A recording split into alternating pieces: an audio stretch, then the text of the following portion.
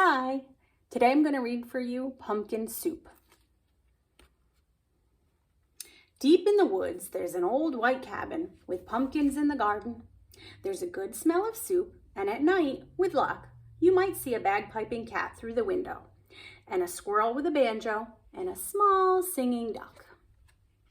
Pumpkin soup, the best you ever tasted, made by the cat who slices up the pumpkin, made by the squirrel who stirs in the water, made by the duck who scoops up a pipkin of salt and tips in just enough.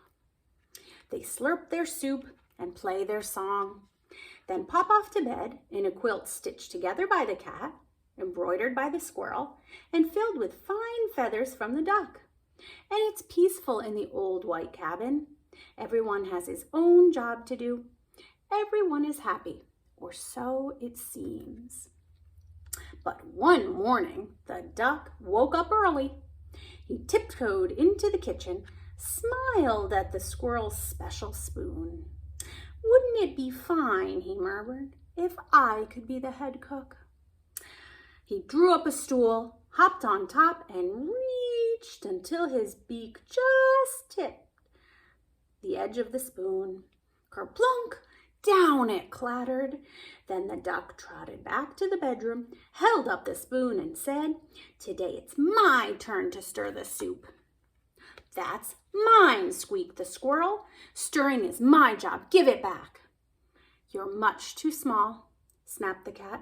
"We'll cook the way we always have." But the duck held on tight until the squirrel tugged with all his might, and whoops! The spoon spun through the air and bopped the cat on the head. Then there was trouble, a horrible squabble, a row, a racket, a rumpus in the old white cabin. "I'm not staying here," wailed the duck. "You never let me help with anything." And he packed up a barrow, put on his hat, and waddled away. "You'll be back," stormed the cat, "after we've cleaned up." And the squirrel shook his spoon in the air, but the duck didn't come back. Not for breakfast, not even for lunch.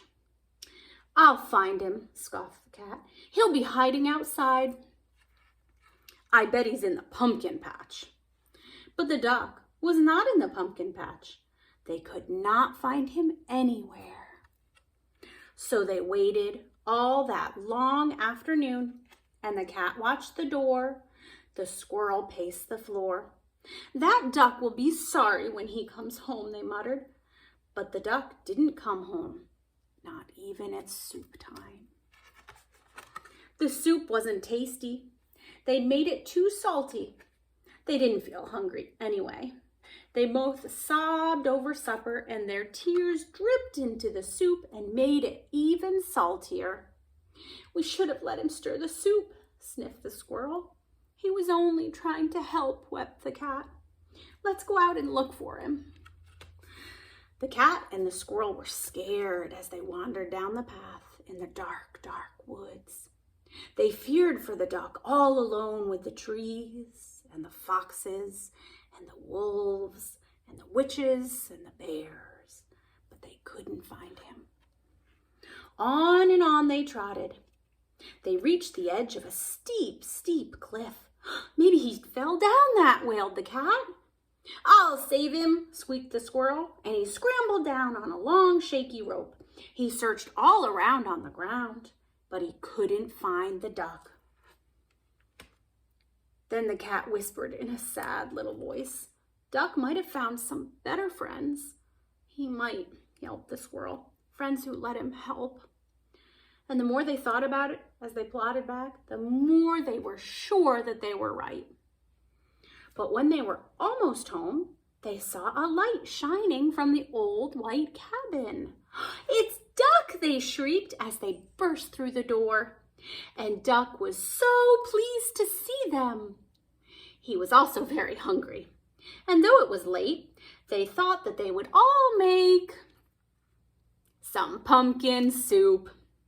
When the duck stirred, the cat and the squirrel didn't say a word.